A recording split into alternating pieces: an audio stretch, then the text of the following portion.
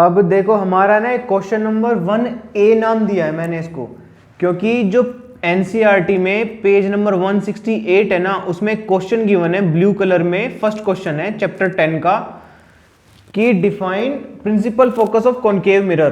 तो मैंने उसी वीडियो में डिफाइन किया है principal focus of convex mirror भी। तो मैंने अब है ना कुछ चीजें ऐसी हैं डिफाइन करने वाली, तो मैं क्योंकि सारे क्वेश्चंस है ना अब एनसीईआरटी फोकस करके चल रहा हूं, तो उसी में कंसेप्ट भी पढ़ा रहा हूं आपको साथ की साथ ही। तो अब कुछ और चीजें भी बतानी थी, क्योंकि एनसीईआरटी में क्वेश्चन गिवन ही नहीं है कि लॉज ऑफ रिफ्लेक्शन डिफाइन करो और डिफाइन करो रे डायग्राम बना करके दिखाओ कॉन्वेक्स मिरर के लिए, कॉनकेव मिरर के लिए। तो मैं सारे क्वेश्चन 1 के ही पार्ट बना दूंगा, डिफाइन करके ही लिख दूंगा, सारे क्वेश्चन आपको बना करके दे दूंगा।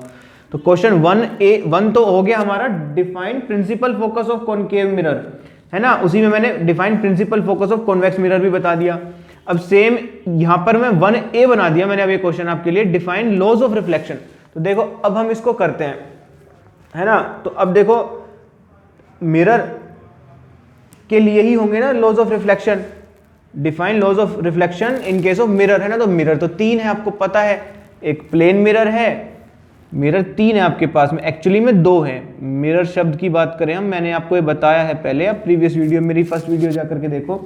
मिरर 2 होते हैं, एक प्लेन मिरर है ना और एक स्फेरिकल मिरर। मैं दोबारा से आपके लिए रिवाइज करा देता हूं, स्फेरिकल मिरर।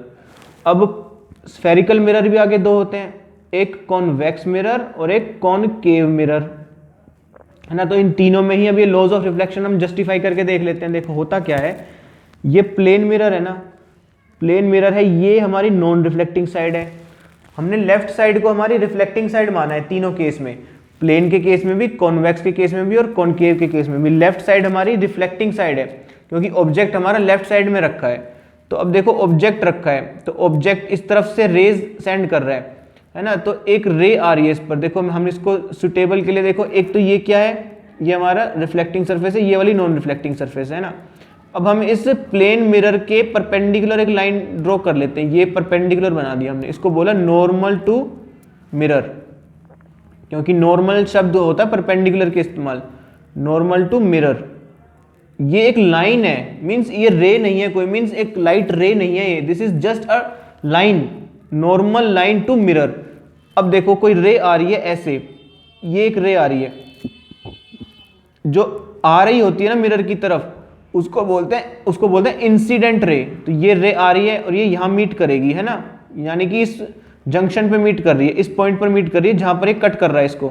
मेरे थोड़ा सा ऊपर बन गया, बट आप इसको इमेजिन करो कि ये नीचे ही आ रही है, बिल्कुल इस पे आ रही है, मीन्स जैसे ऐसे आ रही है, ये लाइन आ रही है ना, यहाँ पर इंसिडेंट रे यहाँ आ रही है ना। तो ये हमने इसी पे नॉर्मल मान लिया। नॉर्मल आप कहीं पे भी ले सकते हो, क्योंकि कोई रे आ रही है यहाँ से इंसिडेंट आ रही है ना, तो वो उसको आप यहाँ पे नॉर्मल मान लोगे उसका। कोई रे इंसिडेंट ऐसे आ रही है ना, तो उसके लिए यहाँ पे नॉर्मल मान लोगे, मीन्स नॉर्मल तो है परपेंडिकुलर टू मिरर। तो ये वाली इंसिडेंट रे के लिए ये नॉर्मल हो गया, है ना। अब जितना, अब देखो ये क्या है हमारी इंसिडेंट रे, है ना। तो अब जो रिफ्लेक्ट होके निकलेगी वो हो जाएगी हमारी रिफ्लेक्टेड रे। तो ये जो इंसिडेंट रे इस नॉर्मल के साथ ये एंगल बना रही है, ये थीटा, मान लो इसको थीटा, है ना। ये सेम एंगल बनाएगी जब रिफ्लेक्ट होकर के जाएगी, तो रिफ्लेक्टेड रे भी इस नॉर्मल के साथ सेम उतना ही एंगल बनाएगी जितना ये था थीटा, है ना। एक तो ये कंसेप्ट है। तो इस एंगल नॉर्मल के साथ ये इंसिडेंट रे जो एंगल बनाती है इसको बोलते हैं एंगल ऑफ इंसिडेंस, और जो ये रिफ्लेक्टेड रे नॉर्मल के साथ जो एंगल बनाती है इसको बोलते हैं एंगल ऑफ रिफ्लेक्शन। तो ये चारों सब शब्द आपको समझ में आ गए, है ना। अच्छा देखो मैं आपके लिए अब सेम इसी में आपको नाम लिख देता हूं कि यहां पर ये वाली रे क्या है, ये है इंसिडेंट रे, इंसिडेंट रे, रे मीन्स लाइट की रे। ये वाली क्या है हमारी रिफ्लेक्टेड रे, रिफ्लेक्टेड रे। ये आई क्या है हमारा यहां पर, I is angle of incidence, angle of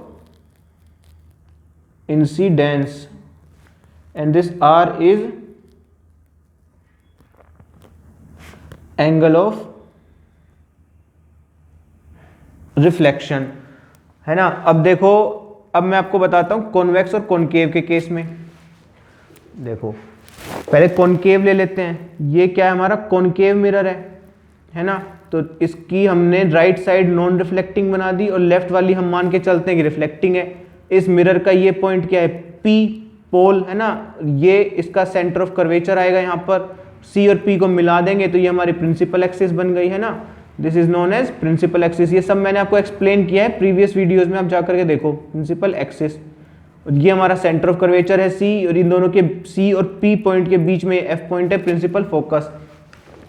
अब देखो जरा आप, जो ये सेंटर ऑफ कर्वेचर होता है ना, इस मिरर के नॉर्मल ले लो आप। देखो आपको आपने एक चीज पढ़ी होगी कि ये जो सर्कल होता है ना, सर्कल के ऊपर कोई भी पॉइंट है उससे आप सेंटर पे जाओगे ना, सेंटर पे जाओगे तो ये 90 डिग्री का एंगल बनाता है। यहाँ पर इसको मान लो टेंजेंट बना दिया आपने, तो ये इस पॉइंट पर टेंजेंट बना दिया।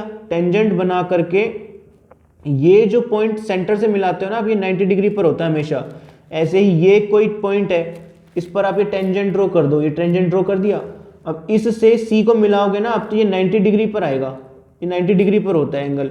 अब ये कोई पॉइंट है, ये कोई पॉइंट है मान लो, इस पर आप टेंजेंट ड्रॉ कर दो, तो इससे सी को मिलाओगे ना आप, तो ये 90 डिग्री पर आएगा। ये कोई पॉइंट है, इस पर ये कोई पॉइंट है, इससे आप टेंजेंट ड्रॉ करोगे, इससे सी को मिलाओगे ना, तो ये 90 डिग्री पर आएगा। ये चीज़ है, समझ रहे हो आप? तो इसका मतलब यहाँ से इस पॉइंट पे, मतलब किसी भी पॉइंट को मिलाओगे आप, तो यहाँ 90 डिग्री एंगल बन जाएगा ना, नॉर्मल बन जाएगा। मतलब हमें नॉर्मल लेने की जरूरत ही नहीं पड़ेगी, नॉर्मल हमारा यहाँ पे तैयार मिल जाएगा, हमें बस सी से मिला देना इस पॉइंट को, है ना। अब देखो इंसिडेंट रे आ रही है, ये है ना, इंसिडेंट आ रही है रे, ये क्या है, इंसिडेंट रे, यहाँ पर टच कर गई है ना, मीन्स यहाँ पे अब रिफ्लेक्ट होगी यहाँ पे। सो अब इस पॉइंट से इस सी को मिला देंगे तो ये हमारी नॉर्मल आ गई ना, this is normal to the mirror for this incident ray. तो अलग अलग इंसिडेंट रे के लिए अलग अलग नॉर्मल बन जाएंगे हमारे। तो इस रे के लिए ये है, सो ये क्या है, एंगल ऑफ इंसिडेंस हो गया। तो भाई इतना ही एंगल ये रिफ्लेक्टेड रे में बनाएगी। भाई जाहिर सी बात है, पैरेलल भी आ रही थी, पैरेलल आ रही थी तो फोकस से भी जाएगी, ये देखो फोकस से भी जा रही है हमारी, ये हमारी रिफ्लेक्टेड रे है। तो हमने देखो एक में ही कई लॉ कर लिए, एक तो ये वाला रूल कर लिया कि पैरेलल आ रही है तो फोकस से पास करेगी, है ना। दूसरा इंसिडेंट रे है जो नॉर्मल के साथ, नॉर्मल टू मिरर के साथ एंगल बना रही है आई, वही रिफ्लेक्टेड रे नॉर्मल के साथ बनाएगी, R, I is equal to R होता है, यही तो लॉ है हमारा। ऐसे ही कॉन्वेक्स के केस में भी समझ लो, सिंपल सा पॉइंट है। देखो ये कॉन्वेक्स के केस में मैं यहां बना देता हूं, ये सी, ये कॉन्वेक्स मिरर है हमारा, ये पॉइंट पी है पोल, ये इसका क्या हो गया फोकस, ये इसका सेंटर ऑफ कर्वेचर, ये रेडियस है ना, ये क्या नॉन रिफ्लेक्टिंग साइड। पता ही है आपको, बताया मैंने प्रीवियस वीडियोस में आपको कि कॉन्वेक्स के केस में non reflecting surface right side में होता है और उसका फोकस राइट साइड में होता है, कर्वेचर भी राइट साइड में होता है, इसीलिए इसकी फोकल लेंथ पॉजिटिव होती है, क्योंकि यहां से पॉइंट से इस तरफ राइट तरफ हमने पॉजिटिव एक्स एक्सिस मान लिया और इस तरफ नेगेटिव एक्स एक्सिस मान ली। अब इंसिडेंट रे हमारी ये आ रही लेफ्ट की तरफ से, क्योंकि ऑब्जेक्ट हमारा लेफ्ट में ही, हमने बाई कन्वेंशन माने हैं कि अपनी सहूलियत के लिए कि हर बार हम सेम सेम चलाएंगे, उस हिसाब से देख लेते हैं क्या डिफरेंस आता है, तो हमारा कंसेप्ट पक जाएगा। तो लेफ्ट साइड से हमारा ये इंसिडेंट रे आ रही है, इंसिडेंट रे आ रही है लेफ्ट साइड से, तो इस पॉइंट पर स्ट्राइक करेगी, अब यहां से रिफ्लेक्ट होगी। अब आपको पता है कोई भी पॉइंट होगा वो सी तक अटैच होगा, तो देखो ये हमारा क्या बन जाएगा, ये हमारा नॉर्मल टू द मिरर बन गया, है ना। तो इस नॉर्मल, ये नॉर्मल टू मिरर है अब, है ना। अब ये क्या है, एंगल ऑफ इंसिडेंस है। अब सेम इतना ही एंगल ये बनाएगी, आपको पता है पैरेलल जो आ रही है वो फोकस से भी पास होगी, तो it appears to come from focus ना, it appears to come from focus, तो जा ये रही है। आ गया समझ आपको? कॉन्वेक्स के केस में भी आपको रिफ्लेक्शन समझ में आ गया। देखो आई नॉर्मल है, एन है ना, नॉर्मल से एंगल ऑफ इंसिडेंस बना रही है, और ये है आर एंगल, नॉर्मल से जो रिफ्लेक्टेड रे एंगल बनाती है वो एंगल ऑफ रिफ्लेक्शन होता है ना। तो ये फोकस से ही आती लग रही है, ऐसा ही तो ये हमने पॉइंट किया था, it appears to come from a focus, तो उसी को तो बोलते हैं प्रिंसिपल एक्सिस वाले पॉइंट को, उसी को तो बोलते हैं प्रिंसिपल फोकस, है ना। तो ये भी हो गया आपका सारा। तो आई बराबर आर है। और देखो एक चीज और, ये इंसिडेंट रे, नॉर्मल और ये सारा एक ही प्लेन में होते हैं। तो देखो अब ये पॉइंट बन गए हमारे। डिफाइन लॉज ऑफ रिफ्लेक्शन क्या है? पहला लॉ, फर्स्ट लॉ इज क्या कि angle of incidence is equal to angle of reflection, angle of incidence is equal to angle of reflection. Second rule क्या है, सेकंड लॉ क्या है हमारा, कि incident ray reflected ray and normal to mirror. ये normal एक line है just, जो हम अपनी सहूलियत के लिए ड्रॉ करते हैं, जो एक्चुअली में उस पर्टिकुलर पॉइंट जहां पे इंसिडेंट रे आकर के टच करी है मिरर को, उस पॉइंट से लेकर सी तक को मिला देंगे हम, तो वो हमारी नॉर्मल हो जाएगी। Normal to mirror, C means centre of curvature. Incident ray, reflected ray and normal to mirror all lie in same plane, all lie in same plane. देखो ये सिंपल सा वर्ड है, वैसे सेम प्लेन आप याद कर लो इसको, समझाने पे चलेंगे तो ये देखो हम एक प्लेन ही है ये जैसे देखो ये पेज है ना, ये एक प्लेन ही तो है, एक प्लेन है ये देखो।